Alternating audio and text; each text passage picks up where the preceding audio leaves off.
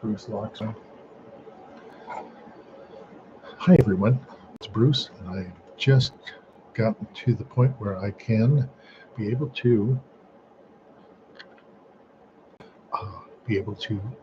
record with my webcam, and hoping to be able to enjoy the day with you and be able to talk to you about things. If you'd like to ask a question, please make sure you type into the chat the big bold letters question, and ask it to me, and I'll be able to see what you have, and we'll go from there.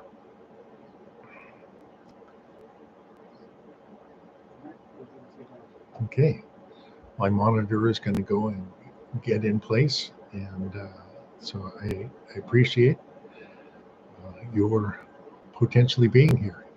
This is my first real attempt at trying to do a live stream, so I hope you have some good questions for me. One of them that was given to me is, what am I going to talk about today? And it depends on the questions, but for the most part, I'm glad to go ahead and answer those questions. But my statements today will be, why am I doing Bruce Cruise? Why have I taken off a period of time since late October? What am I up to? And what are my future plans? So I'm hoping that we'll be able to tell you about that. So let me start out with what am I up to? I've got many things going on in my life right now. In addition to this live stream, I have my podcast on corals and Coriolis. I've got my YouTube channel at Bruce Cruise, daily TikToks and YouTube shorts, Bruce.Cruise on TikTok, and at Bruce Cruise on YouTube. Tune in and watch and listen, and be glad to give you daily inspirations and affirmations as far as your calmness and confidence and courage to be able to get through the day. I give you a moment of go and get them, affirmations. You are appreciated, and that is what I've been doing daily for a while now. So I really appreciate those that watch. I've got about 280 people that watch regularly on TikTok, and I especially appreciate the chance to be able to talk to those people, let them know that I'm encouraged by them. What have I been doing since October?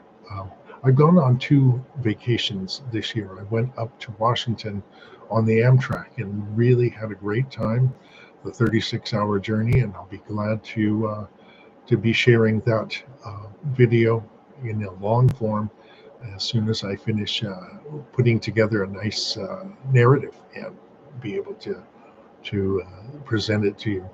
There are some on my channel, Bruce Cruise, that have small snippets of it, but I'm going to make sure that there's a 20-minute plus one that's going on. Remember, if you have a question, go ahead and type it in the chat, question, and I'll be glad to answer it. What have I been doing since October? I've been basically, I had a major event in the sense that I do an organization for the Christmas parade in a local city, and I make sure that the ham radio operators are organized and at station. And I had created a video for that.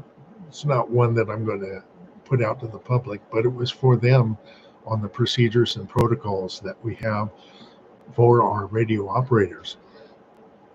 And since then, Christmas came along, and then January and February came and went. I had not put out anything but daily content at that point.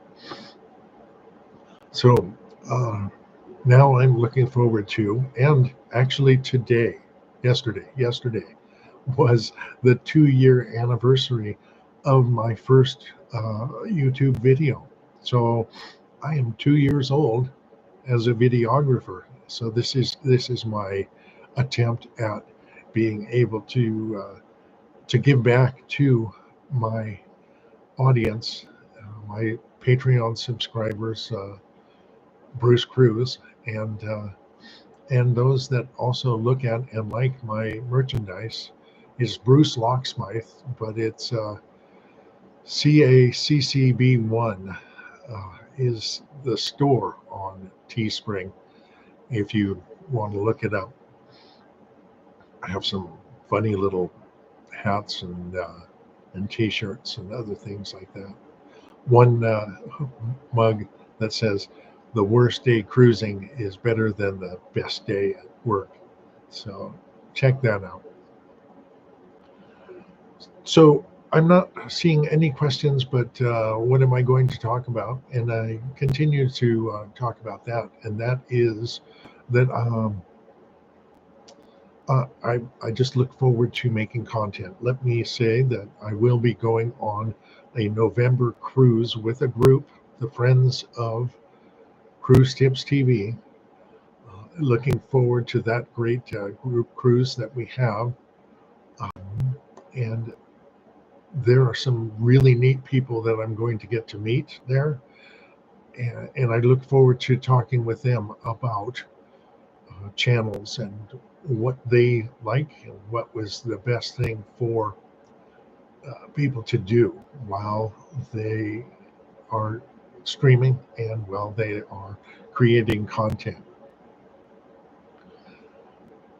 So that is going to be an extraordinary 7 days.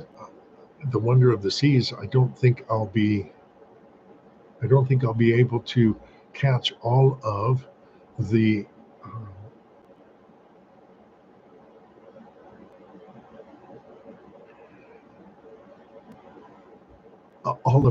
sorry.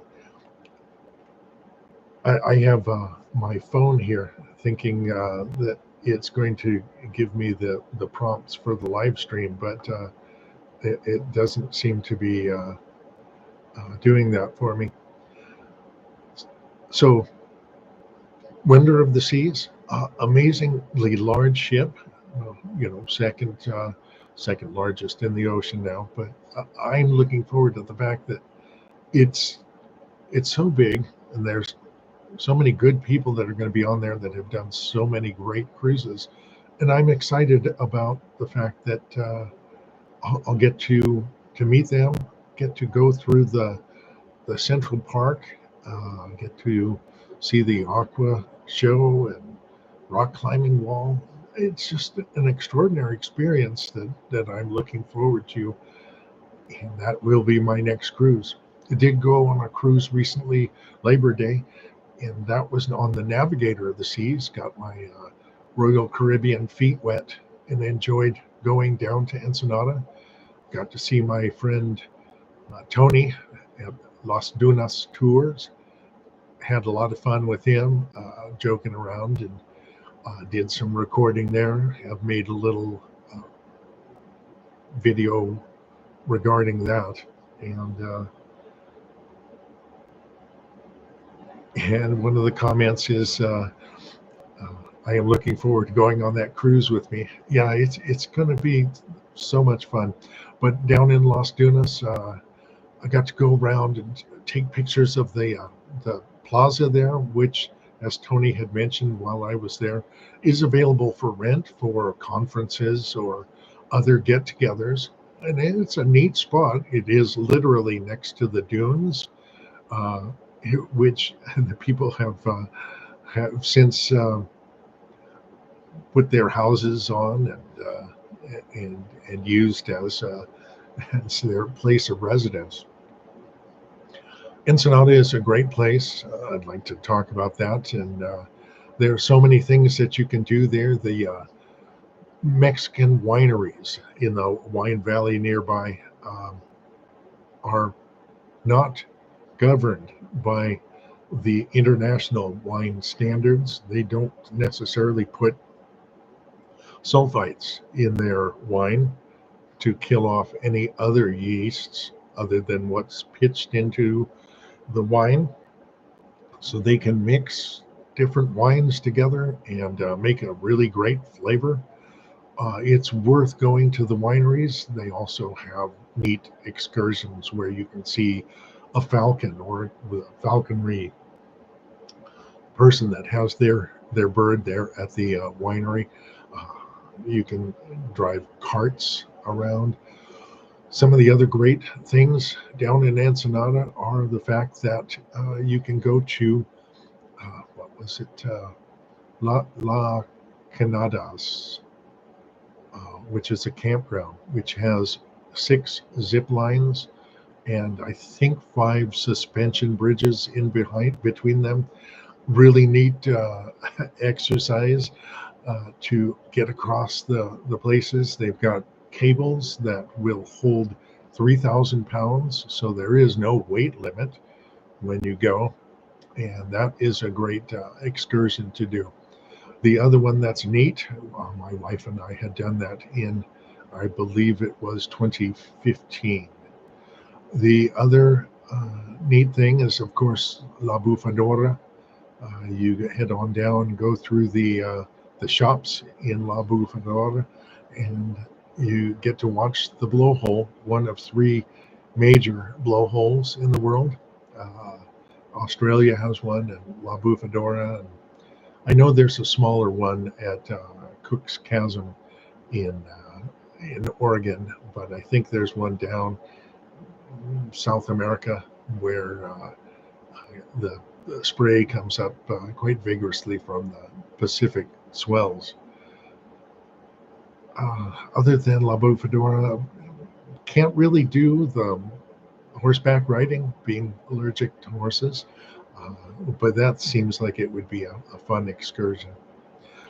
I would not advise going on the zip line La Bufadora horseback riding because it's a third party excursion, and you have to be back at the ship, and it cuts it a little close after La Bufadora if you're going to go and spend time on the horses to get back on time. So it's just a little too close for me to be comfortable. So we did not add that to our excursion the years past. Neat city, Ensenada. It's just one of the cities that I've grown to love. I'd like to talk to you about another cruise that I went on in 2022 that that I shared with my family. We went and stayed a night or 2 in Venice.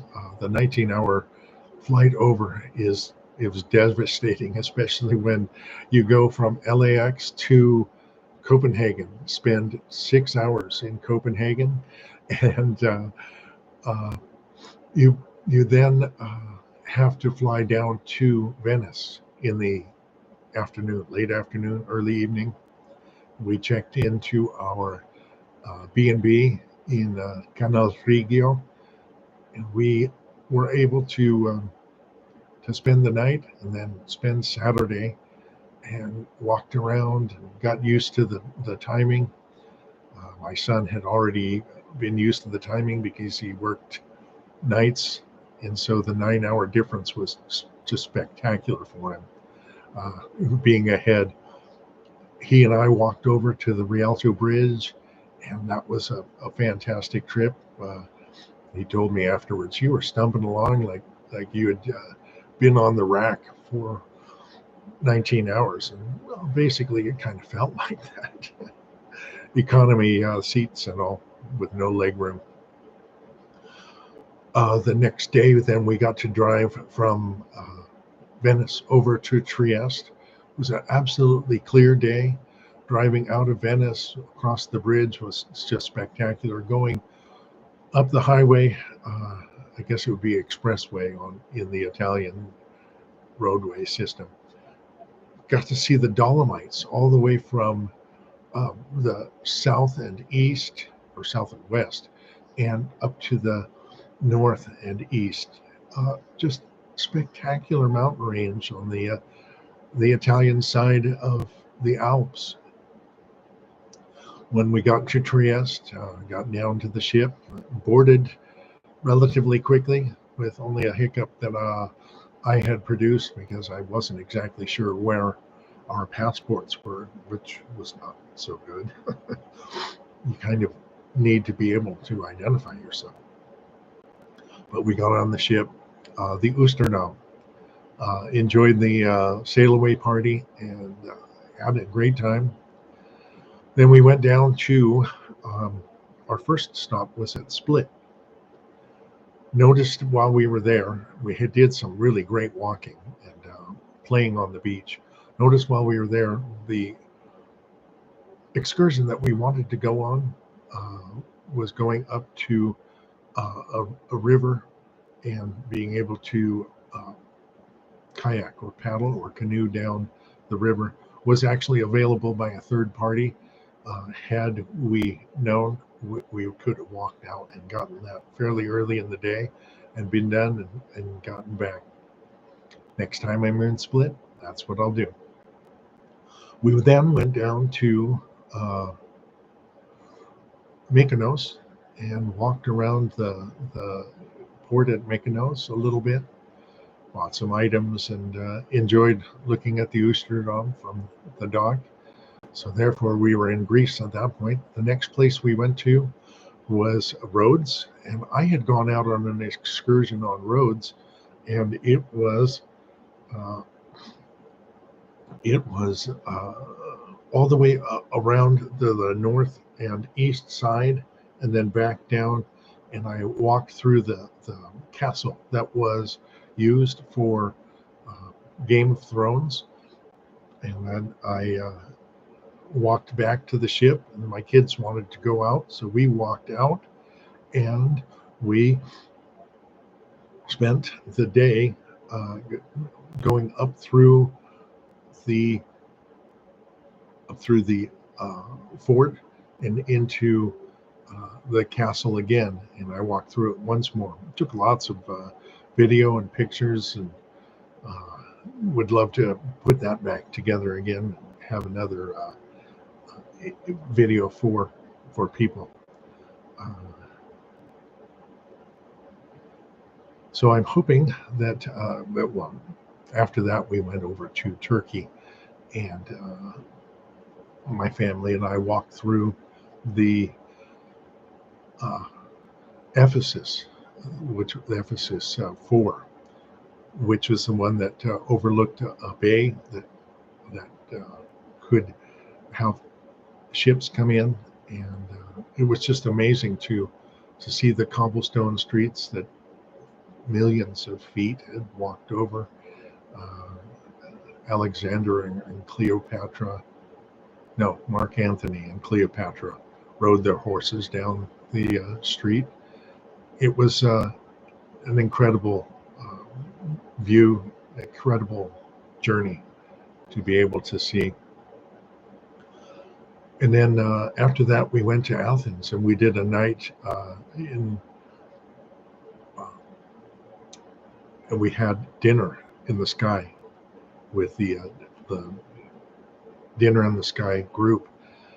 We had the sunset instead of the starlight one, and just seeing the golden hour of Athens, being able to see the sun as it sets in beyond the western rim of the Athens Valley, being able to see the Acropolis from 90 feet in the air was a wonderful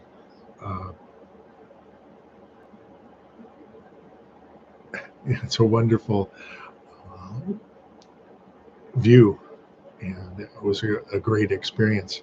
I'm seeing in the comments that the Game of Thrones castle was cool.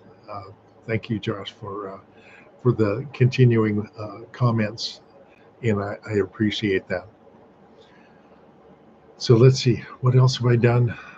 We've gone to Alaska, and that was our first experience on Holland America Line. We had been on Carnival for many trips beforehand, but under the Carnival umbrella is Holland America, along with others. And we got to fly into we flew from LAX to Seattle, and then got on a next trip up to from Seattle to Anchorage. Flying into Anchorage, I was able to look up the valley that Talkeetna and the entranceway to Mount Denali is, and took a picture. Couldn't see Mount Denali because it was covered by clouds, as it mostly is. But then we stayed the night. It was 11 o'clock at night. I decided to go to a local grocery store and buy some bison jerky and some other stuff. I think I bought a Anchorage shirt or something like that. Next morning at 4:30, we were up, had breakfast, and then we got on transport to get us to the McKinley Explorer train. That well, it's the Alaskan train, but the McKinley Explorer is the glass domed double-decker train cars that we got to sit in. Just an extraordinary trip up. You can stand in between cars and feel the breeze and take pictures and have your hair rustled by the Alaskan winds. Got up to Talkeetna, and then we took a bus over to McKinley Resorts, which is Holland America's area, right next to the Nanana River. I had bought some zip lining, and my wife and her friends that were with us got to go on the zip line up there. 280-pound limit, and I had been stressed before the trip due to some things at work, and I when I got on the plane ride up, salt and eating, and I gained 10 pounds, so I was over the 280-pound limit. I went and took pictures of ravens and the Nanana River and really had a great time. The next day we did the Tundra Wilderness Trek. That's a great 6-hour experience.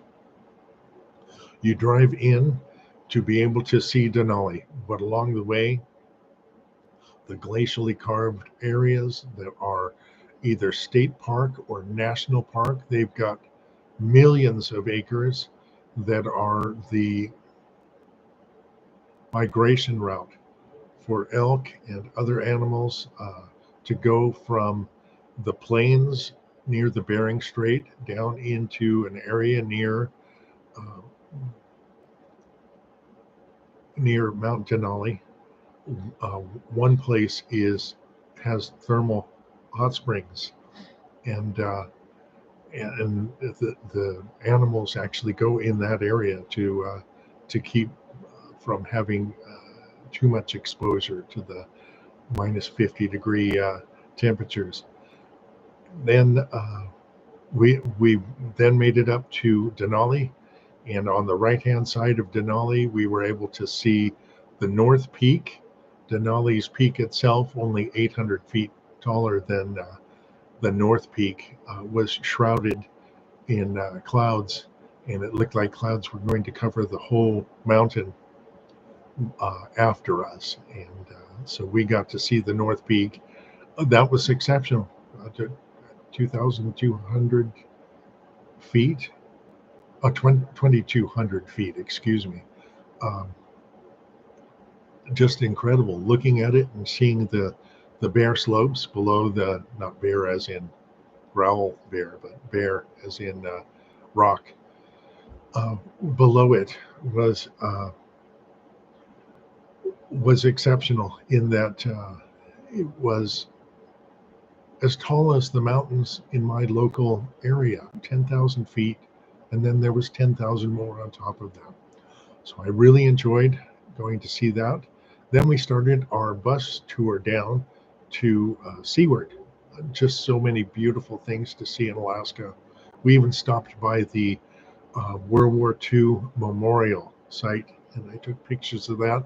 I would like to make a short or a good thing of displaying those uh, monuments. So I really enjoyed that. When we got down to Seaward, there was a rainbow that was over the valley that Seaward is in, and looking at the glaciers nearby. The next day, we went a water trip across the North Pacific. It was also when the Perseid meteor shower was going on. Tried to stay up late enough that the twilight was down and be able to watch it. It was still light twilight at 1 o'clock in the morning on August 12th. So we did our best to stay out without jackets, and that was silly. But we did see one nifty little pebble that oddly bounced on the atmosphere before it came in and burned out. Glacier Bay was extraordinary. Um, Listening to the crack and rumble of the glaciers and then the calving, an extraordinary experience also. We went to Homer, which is near Skagway, and we toured Homer. Got to see got to see a raven that paid no never mind to us as we were 2 feet away from it. It was tall as a toddler. When creatures feast on salmon, they have a tendency to grow quite large. Kodiak bears, this raven at least 2 foot tall. Just an amazing thing. Homer has the Hammer Museum. We looked at it from the outside, but we did not go into the Hammer Museum. Skagway has some really neat excursions if you can head over there on one of the ferries. Let's see. Then we went down to Ketchikan was next, I believe, or maybe it was Juneau.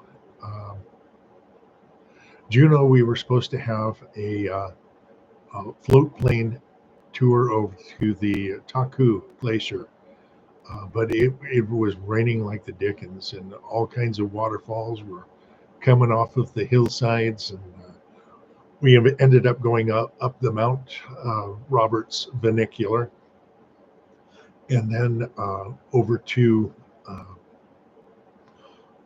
the Mendenhall Glacier, and walked around.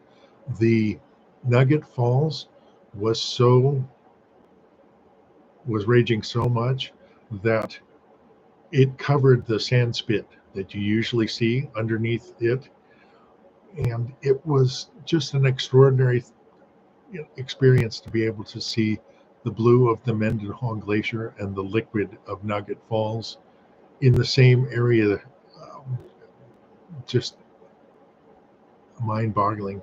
We did a walk out towards the place we were going to catch our bus back, and there was a point where there was a mother bear and her cubs that were in the trees. They had just crossed the path that we were going down, and we were able to see uh, through the trees the bears. But the amazing thing was just the smell of the bears, just extraordinary and strong. But seeing the salmon that they had caught there in the small river and just ate them and left them lying about was extraordinary. Went in, and I believe we had food in Juneau. I had king crab legs and great food there. Ketchikan, we did the dirt cart excursion. It was clear, it was beautiful in Ketchikan, and um, we had a lot of fun. I drove in, and then my wife drove back out. Uh, you see a waterfall there, just tall, beautiful waterfall. You get to see an outlook over the strait between Ketchikan as an island, I believe it is, and the mainland of Alaska. Then we did the inside passage after we finished our dirt cart excursion. And then we ended up in Vancouver and got a